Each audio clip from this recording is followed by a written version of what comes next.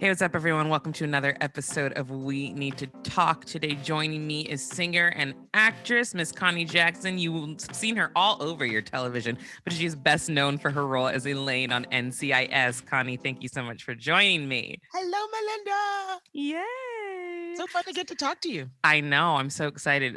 Connie and I met a few years ago, and we were singing background for a performer named Joseph Leobari, and I've never laughed so much in an experience because there was one song we just really didn't quite know the words to, and we were looking at each other's mouths to guide the other person, and then it was just a fail. And then I knew from that moment, I was like, this woman's going to be my life forever because it was just, we bonded. That was an epic fail. Epic. And I was like, Ah. yeah, I love it. friends I for love life. it. I love it. So another connection that we have, I consider Chicago my second home, and I know you're from there. And I was there for 3 years when John was at law school at University of Chicago. And I'm just diving right into this conversation because even before we started this podcast, I told you I was like, I got some fuel from some attacks on TikTok, but also I hear this argument often. And with you being from Chicago, I really want to know your views and experiences because I get so exhausted hearing the argument of, why Black Lives Matter, but you're not doing anything about this black on black crime, in quotes I'm putting, because Mhm. black on black crime is not a thing. Why does nobody care about the black on black crime in Chicago? Why does nobody care about the crime in Chicago? And the thing that's so funny is like, one, that's such an old, irrelevant, invalid argument. Two, people do care about the crime in Chicago. There Yeah. are organizations that are working, and nobody likes to see the crime. But I will say this, and I don't know if this is what you're going to say. My argument is this, and while I don't condone gang activity, I don't condone murder in any sense. You will never in your life see a black gang member just walk into a nail salon, just walk into a movie theater, just walk into a mall and walk into a school and shoot a bunch of people that they do not know. That's just not going to happen. That is not what gang activity is. And again, like I said, I'm not in the gang culture. It's not Nope. something I'm for. I don't believe in taking anybody's life. However, the argument I will make is that gangs keep it in house. They do. If they have a personal problem with you, that's what it's going to be. They are not going to go into random places and just kill people they don't know. And that is an issue that we're talking about. And then we talk about police brutality. It's just how black people are treated. So I've been on my soapbox. I'm stepping off. I'm putting you on it. I want to know, since you have been from Chicago, what have been your views in regards to that? Well, it's funny because I've now lived in California longer than I lived in Chicago now. Mm. But my family is all still there. I have a niece who is actually a Chicago police officer having to deal with all of this as a Wow. black female cop. Um, but like I said, Chicago has definitely changed since I was there. Yeah. And when the last time I went back was maybe 4 years ago, and I started when you start getting the warnings from people that live there, because I'm that girl that would jump on the train and go back to my old neighborhood and all of that kind of stuff because I still have friends and stuff. But it came when I said I was coming there and I'm was going without a car. It came with the warnings of, oh well, you can't just jump on the train like you used to and ride back to Mm. the neighborhood. I was like, what do you mean? Oh, people are getting mugged on the trains. It just all kinds of things happening on the trains. And I'm not afraid of my people. Mm-hmm. Mm-hmm. I'm afraid I'm afraid of violence and stuff, but Right, I'm not right, afraid right. of my people. But but according to everybody that lived there, I mean, I got the warning. Everybody I spoke to said, well, you can't do and these people have lived there their entire lives. Right, right. We used to take the train with me and on my adventures. So, I mean, it comes with that. Yeah. Yeah. Um, and I'm I also get the perspective from my niece who's living it. Mm-hmm. Um, because without saying, you know, they are not really supported. The According to her, they are not really supported by their mayor. They're working without contracts and all that stuff. Mm. Okay, that said, yeah, exactly. Um, aside from I remember in the old days with the random, as far as like random gang violence, there were the drive-bys where you shoot it up at a house thinking you're going to get the guy, but you end up shooting a family that For sure. For right. sure. But they are yeah, I agree. There's not the random, I'm going to walk into this church and shoot a bunch of people because I don't Because like I the way had a they bad look. day. Ex- Oof. Oh yeah, and the bad day guy, you saw that he had a bunch of t-shirts that he was selling Yeah. that said China virus. So hello. Yeah. Yeah, yeah, yeah. It I'm just tired of the all makes excuses. sense.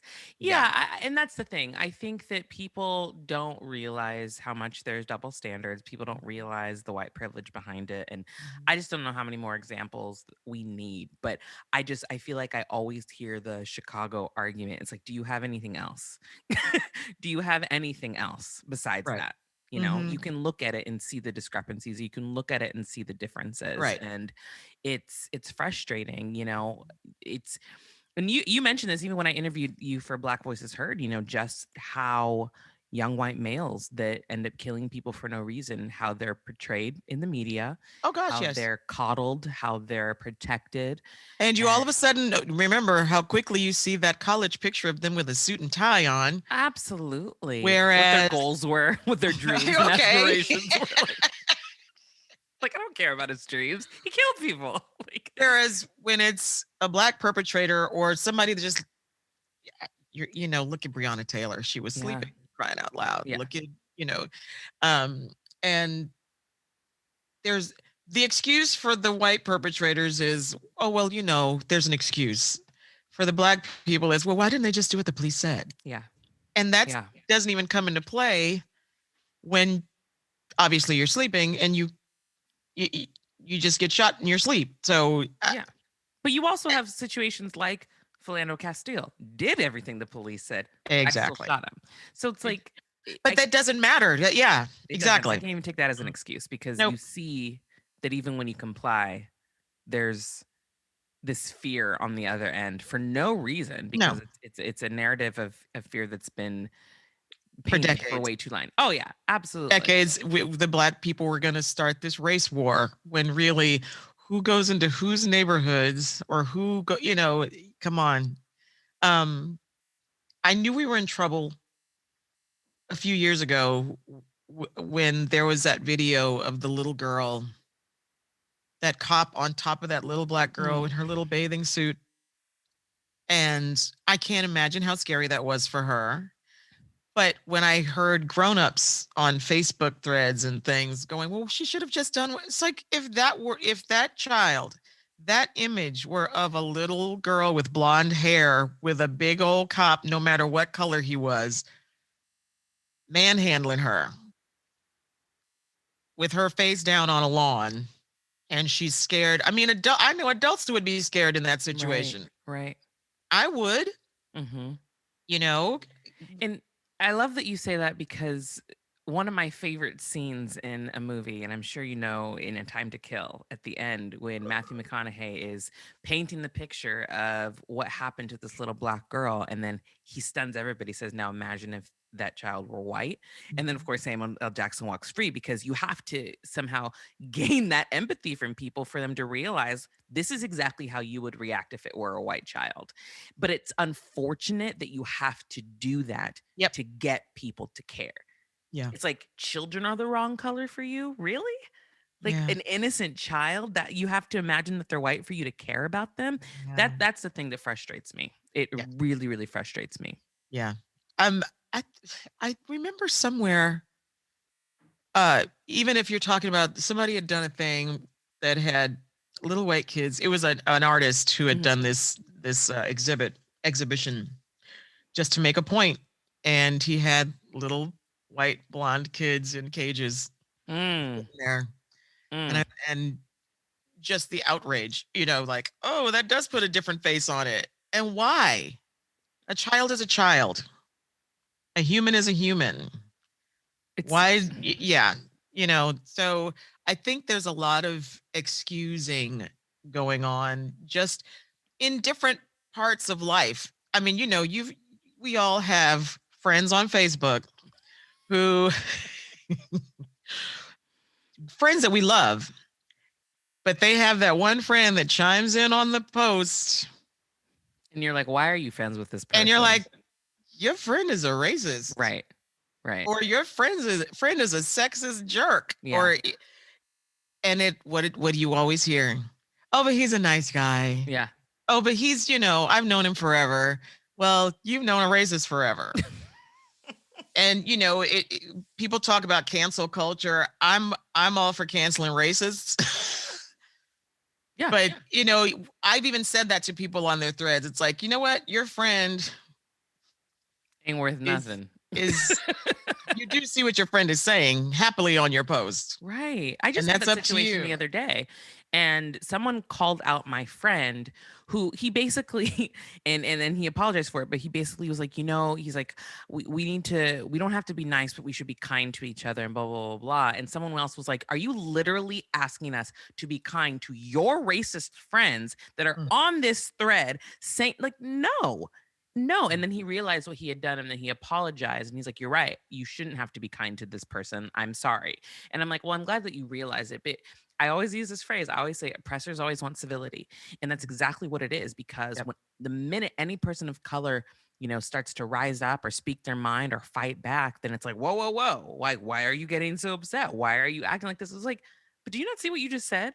Do you not Mhm. see what you're allowing this person to say? We're never allowed to speak up because that just keeps perpetuating that narrative that we're the aggressors, we're the bad people, we're this, we're that. It's and Facebook has just exasperated that obviously Ooh. because everybody with a keyboard or two thumbs for Twitter, like they Oh have my an opinion God. about something and they can just say whatever they want. They would never say any of that stuff to our faces though, ever, Exactly. because they're Ever. quote unquote afraid of us. Yeah. We're so threatening. But yeah, it's true. It's true. It's kind of like it's that thing where we're starting to get to where people are speaking up, Hmm. whether you're being sexually harassed at work. There's got to be that person that'll stand up for you or stand up to that person and say, that wasn't right what you just said to her. Right. Or what did you say? Right. Right. You have to, it's kind of like clicking people, getting their attention and going, and sometimes all it takes is a look, Yeah. Yeah. because it's never pointed out. People are too uncomfortable. Yeah.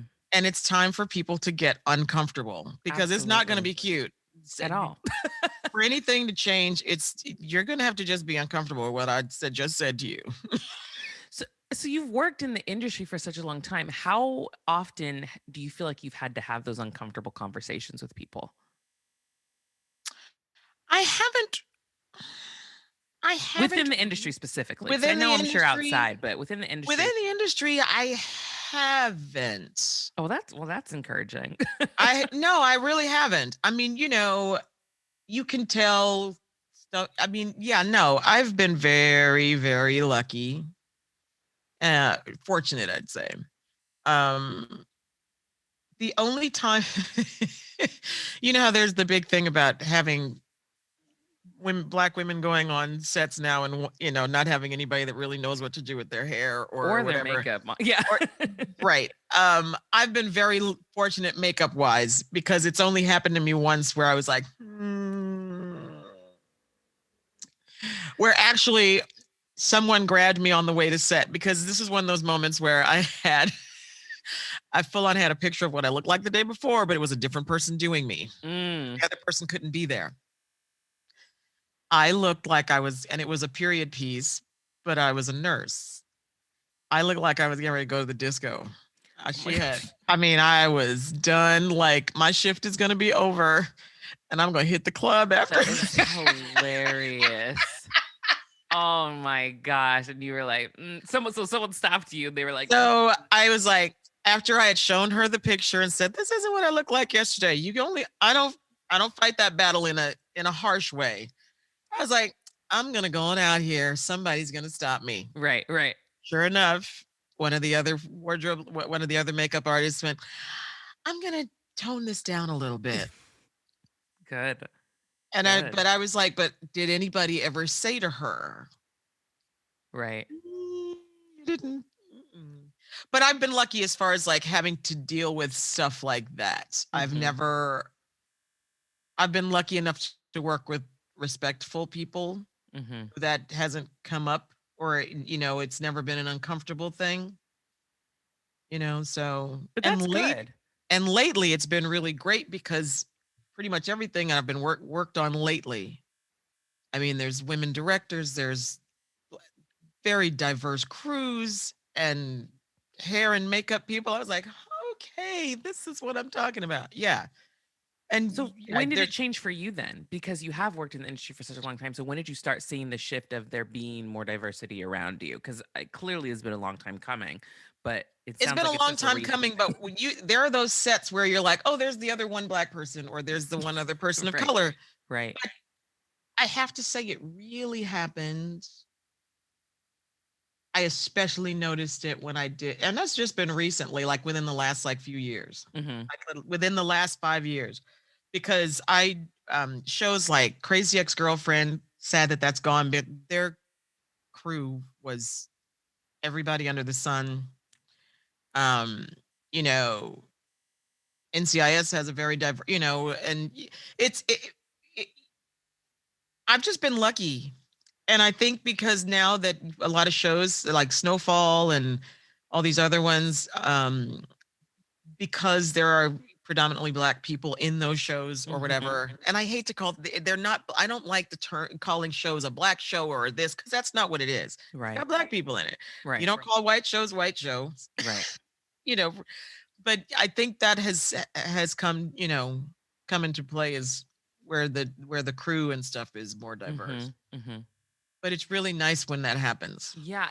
I want to kind of build on what you just said because, we do get all black cast classified as a black show. Now, granted, there are cultural things that are different with, Right. for us. There are things that we laugh about. There are things that we've grown up with that, all around, black culture we can agree with. I mean, on Twitter, like they had one question I was like dying is like, what is a toothbrush used for? Is it for your teeth or is it for your edges? And everyone was like, your edges, like, you know what I mean? You know what I mean? Like it's things like that. Like every black person in America knows like a toothbrush, you have an extra toothbrush for something else, right?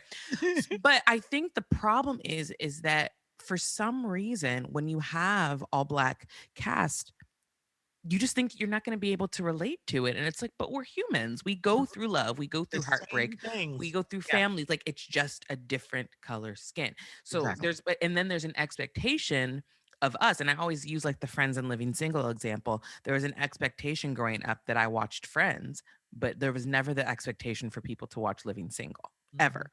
Now, I Mhm. didn't watch Friends. I didn't watch Friends until I I was in my late didn't either. 20s. I probably saw 2 episodes of Friends. Yeah, and I liked it. I enjoyed it, but I loved Living Single too. Now, I can ask probably 80% of my white friends now if they ever have seen an episode of Living Single, and they'll be Mhm. like, "What's that?" You Mhm. know what I mean? Or like, "No, I Yep. never watched that." But if Right. I say I never saw Friends, they'll be like, "What? You've What? never I seen know. Friends?" It's like, "But why is that expected?"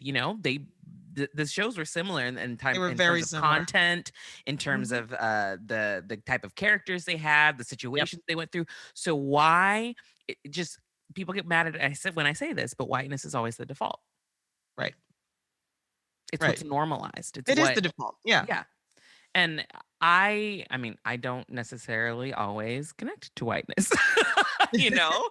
Like so I even just seeing an all black cast, I know we don't want to call it a black show, Mhm. but I view it as a black show because I'm like, oh yes, people that look like me that are going through the same things as me, they're Right. going through the same things as these characters on Friends, but they look like me, so I know Right. that my experience is validated in a sense. I know exactly yeah, I know exactly what you mean. Yeah. But the default is white. Yeah, and Um, I mean, I, that's in life. yeah, It just is. in I mean, everything, when we're right? just now getting nude pantyhose that are I like literally just Capizio talked about finally that. came. Yeah, nude is now has a color that's my kind of nude. It's crazy though. I remember in college, like when I was doing musical theater, and they'd be like, "Oh, make sure you have nude pantyhose," and I'd always be the one that'd be like, "Who's nude?" Who's nude? And people be like, "Oh, Malynda." It's like I was being serious. Like, who's nude? Like your nude or my nude? Because my nude doesn't really It exist, doesn't exist. It didn't exist until, I mean, ballerinas just now got toe shoes that are chocolate. That was a story.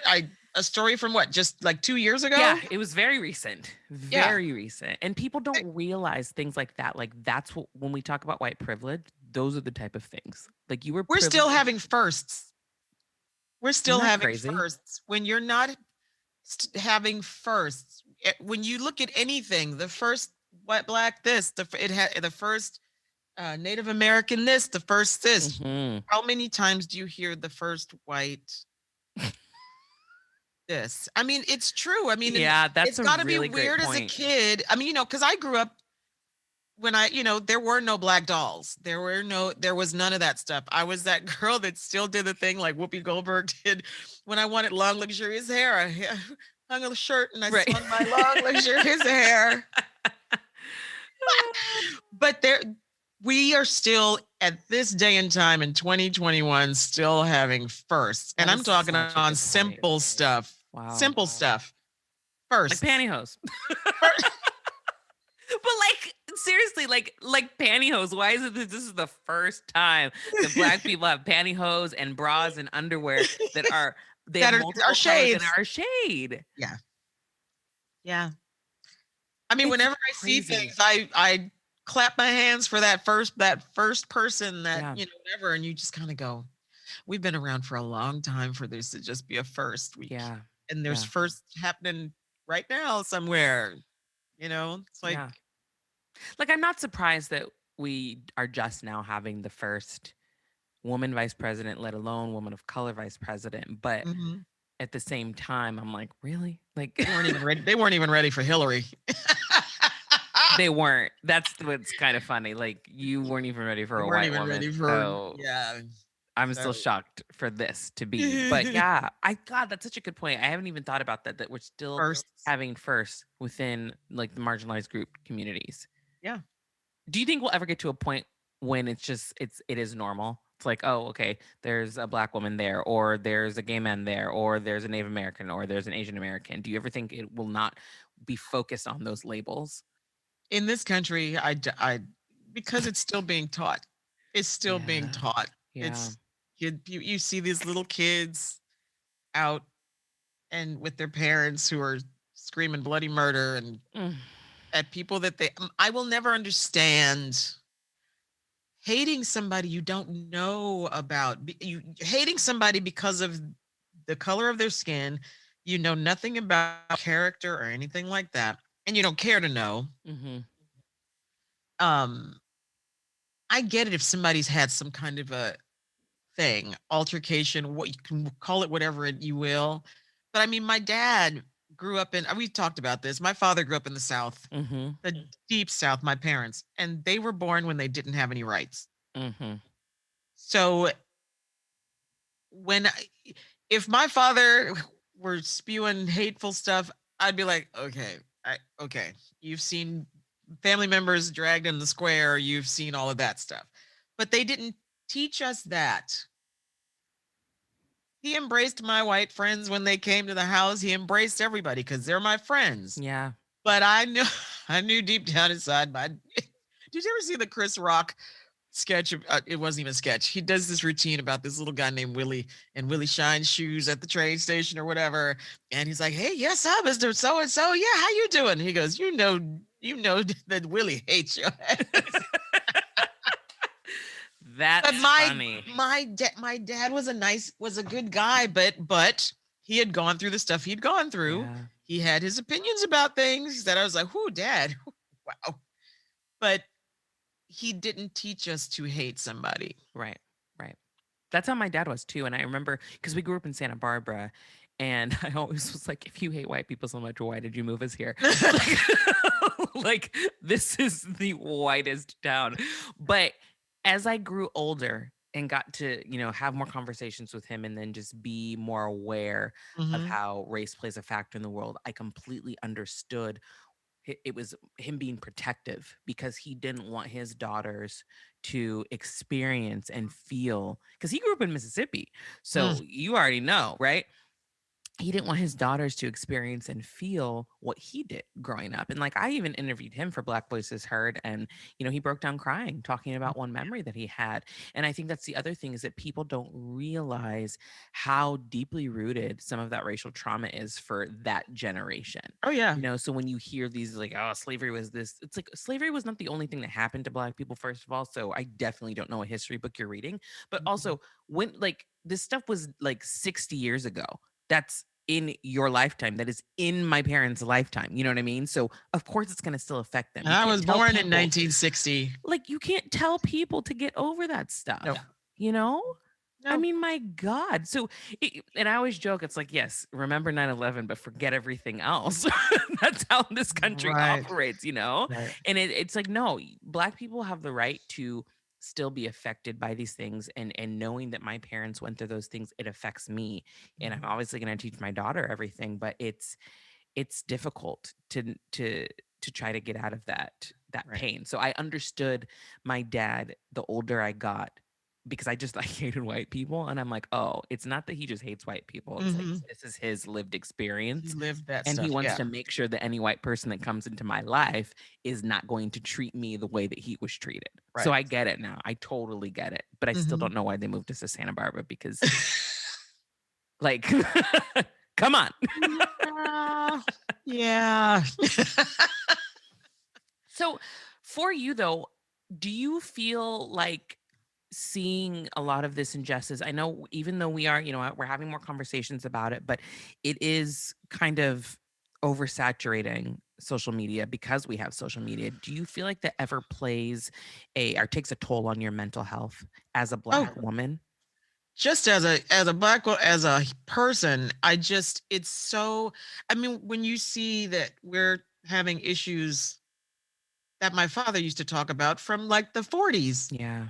when they started finding random people, uh black men hanging from trees. This is Yeah. 2020, 2021.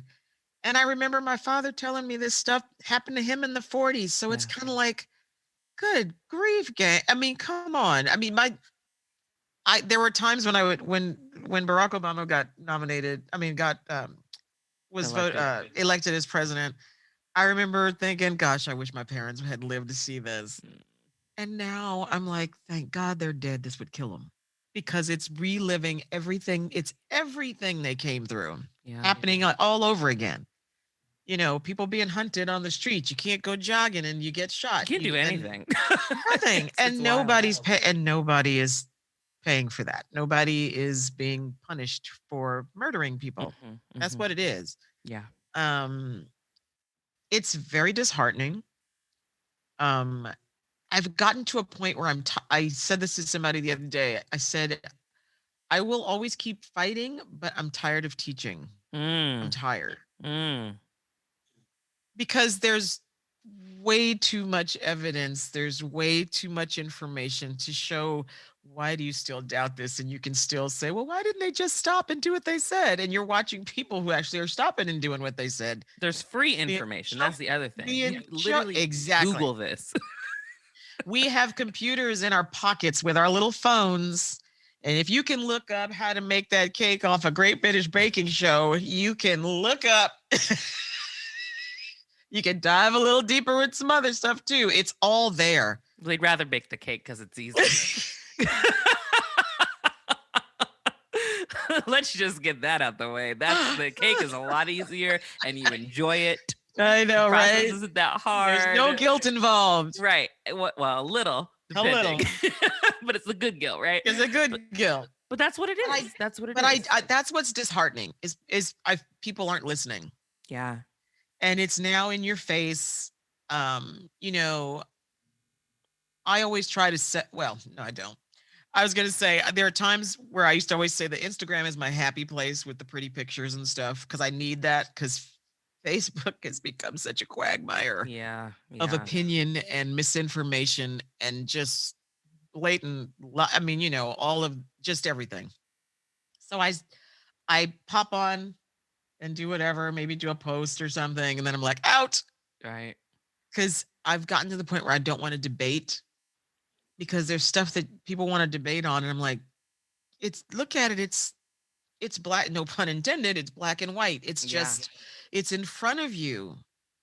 A guy it's on video. How do you watch that stuff? I still can't watch the George Floyd thing. No, I completely I understand. won't. Yeah. I've heard the audio and that's all I need to hear. It that man suffered. And I just don't understand as humans, no matter what color you are, I don't understand as humans how you can kneel on somebody and you can't tell me you can't feel the life draining out of that man Yeah. or that person or yeah. I Yeah. don't understand how anybody could watch that, Nope. and the choice that you make after seeing it is to figure out a way to vilify him. Mhm. Yeah. That's what makes me sick. Like, this man, literally, like you said, the life was just being drained out of him. Mhm. And your go to is to say, well, what did he do? Like, well, what has he Well, done in his life? How can we make him look like a bad person so that this is okay? well, and that's happening now with the shooting of the spa in Atlanta. Yeah. Yep. Now all of a sudden I'm seeing, oh, there was illicit sex and stuff. It's like, I don't care if they were shooting, I don't care what was happening. That did not warrant some person did not have the right to walk in there and end these people's lives. But it's to cast aspersions on the victims, Hmm. you know. But you're okay with the guy that walked in with a gun and killed all these people in cold blood, Because he had a who bad day. who walked away without a scratch, mind Yeah. you. But nobody's go, well, what did he do? Well, no, you don't. It's radio silent on that stuff. And it doesn't matter what any of them do. The killers, they got their pictures, their mug shots and stuff, where most of the black people who, was it Eric Garner who was selling cigarettes? And Yeah. I'm like, really? Really? Really? The littlest infractions get black people killed. And then when you have white people actually killing people, they get Burger King. They get escorted I with no know. scrap. Like, it They makes get me water. sick. They get They get water. water. And that's They where get people, empathy. It's which is so weird. I know. And for how long did we deal with people? And I don't agree with any kind of, I'm a nonviolent kind of person, but sometimes if you're, hey, And you're like, "Oh, I'm bring it out." sometimes you gotta. But when people were more upset, and this was after George Floyd and all of this stuff, all of a sudden people were outraged with the looting and all that stuff, which I do not agree with. Right. But they got lumped in with the protesters. Yeah. Instead of calling them protest, they started calling the protesters or saying that, oh, look at all the looting that the protesters did. Yeah. It's like, no, no, no. No, that wasn't it. There were protesters and there were looters. And there were looters, and there were people in disguise as looters with black spray paint on their faces and hoodies. Um, but I found myself, I had to check out of Facebook because there were people just not even considering why people were protesting. They started to focus solely on the looting, Yeah. which had nothing to do with the protesting. Right. They're destroying our city. Oh, I'm like, oh my God. Your city's gonna be fine, Um, but he'll never get his life back. exactly. Exactly. That's what Exactly. drives me crazy. Is like, you really can't just take for 1 second to think about. Let's say the protesters did start burning buildings and smashing things. You can't think for 1 second that that you think there's no reason whatsoever Right. to be that upset that you would Right. do that.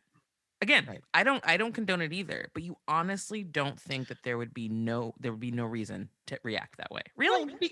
Because, and also too, going back to what I was starting to say when I was talking about the little girl in the bathing suit, all of this stuff started back then. Well, it didn't start, but it was very evident back then when people were saying, this is wrong, this is in pointing, black people were pointing out, this is going to lead to da da da. Look where we are.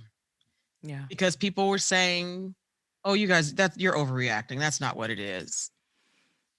Oh no, you're just being sensitive. And look where we are. Trying to have a conversation with people, and people got angry because nobody was listening. Yeah. How do you get people's attention? I mean, Kaepernick got called every name under the sun, but Every name. look at the movement he started.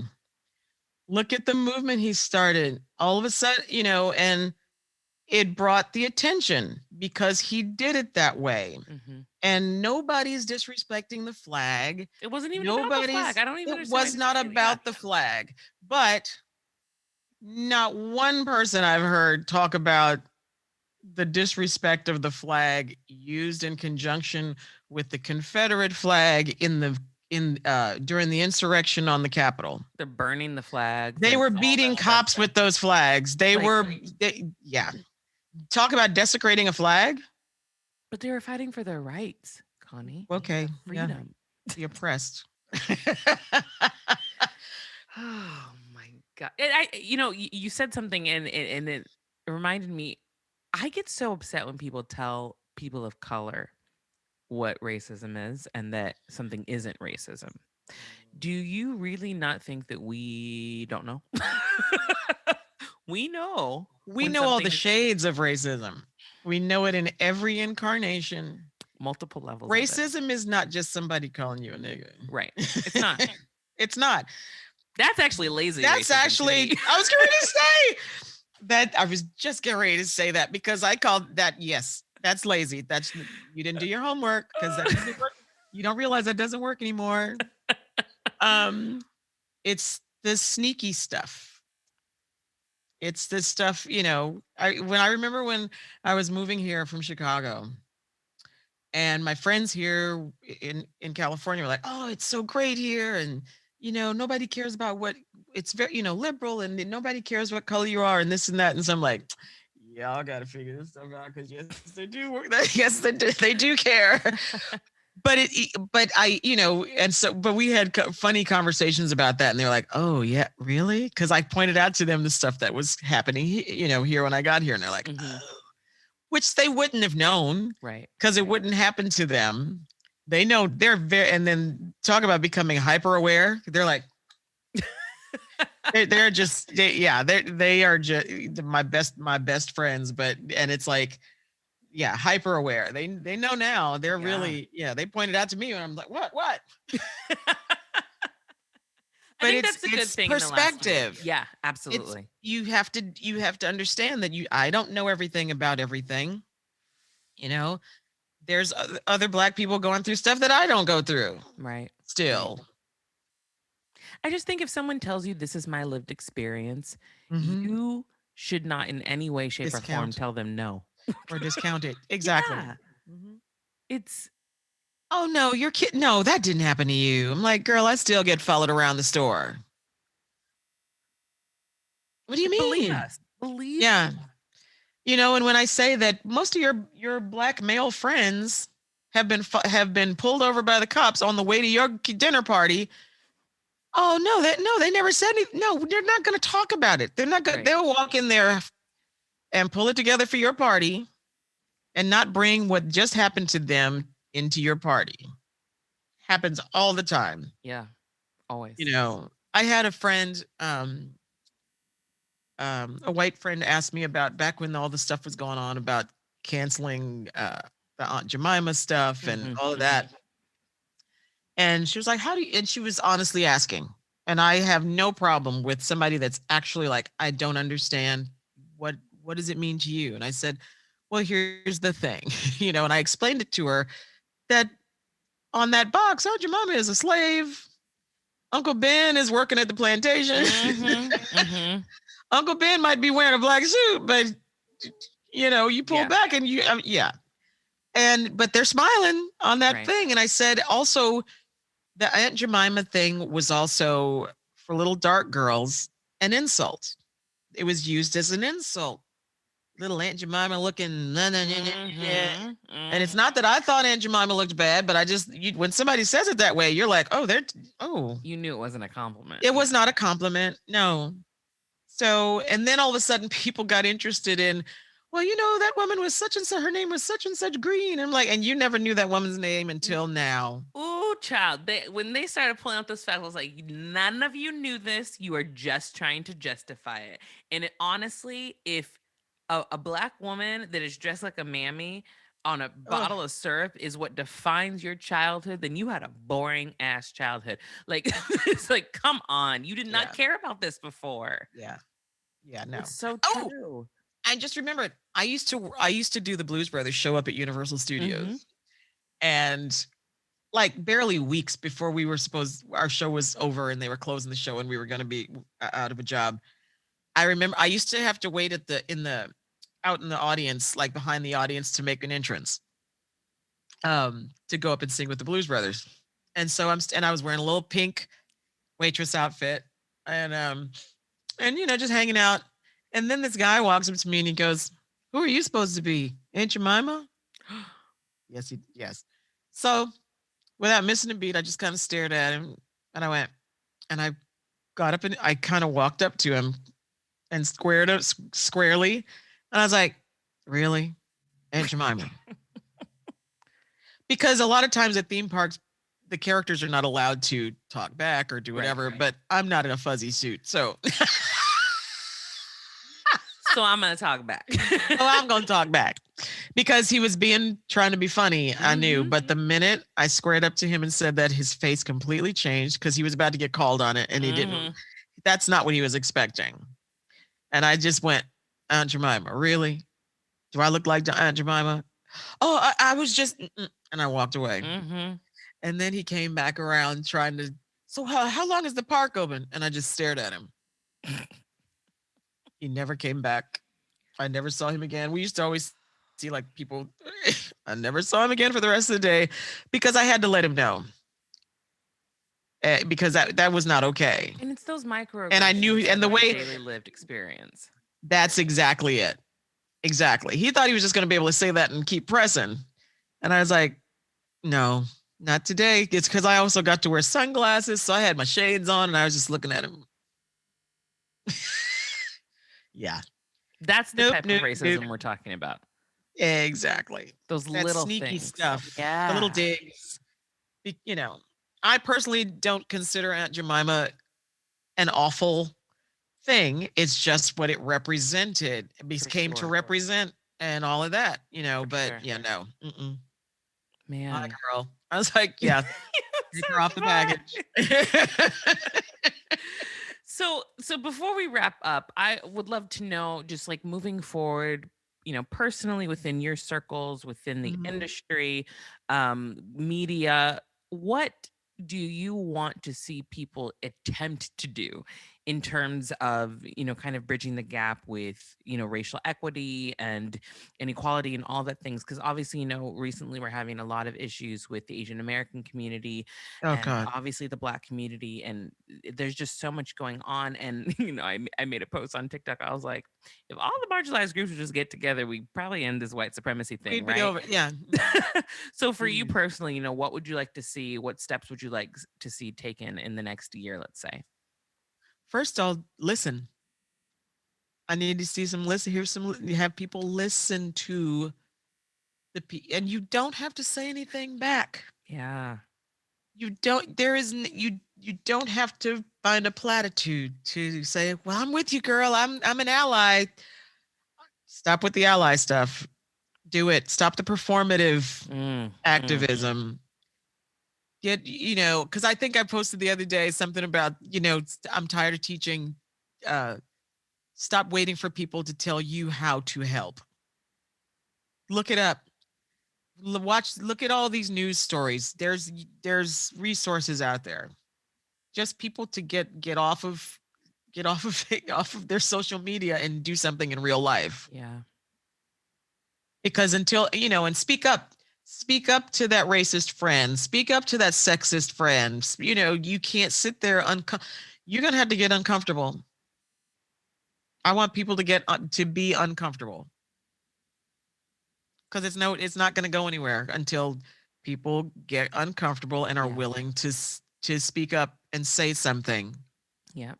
you know that's and I'm talking at work.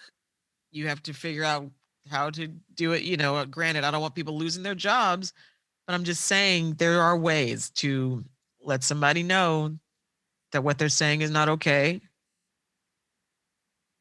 That just have to do it. You have you have to to do it. You got can't to be jump in the afraid to pool. lose a friendship or lose a family member. Like you don't want that person in your life anyway, if And I that's how think they too, are. exactly. And I think too, people think that it has to be a confrontation. It really doesn't. It's as simple as acknowledging something that the person has said that's not Uh-huh. okay. Right. Like, oh, it's all even down to, oh, so that's how you feel. I mean, you don't have to say you big fat. You don't have to Right, do. right, It's right, none of that. I mean, because families have been torn apart. People have like separated over all this stuff. right. Mm-hmm. But it doesn't have to be. Trust me, it doesn't have to be confrontational. Everything does not have to be a confrontation. You just kind of have to, zap somebody into reality. Like, oh, they're actually listening, and they don't like what I just said, Right. Right. and just be ready for whatever. If they're a jerk, be ready for that. If not, you may have changed somebody's mind about something, what And they it's say. as simple as that. It's as Yeah, simple as that. Awesome. Well, Connie, thank you so much for joining me. that's What do you fine. have coming up? Anything that we can see you on? I just finished vocals on my very first single that I'm gonna do. I've never done one, so What kind of genre? What genre?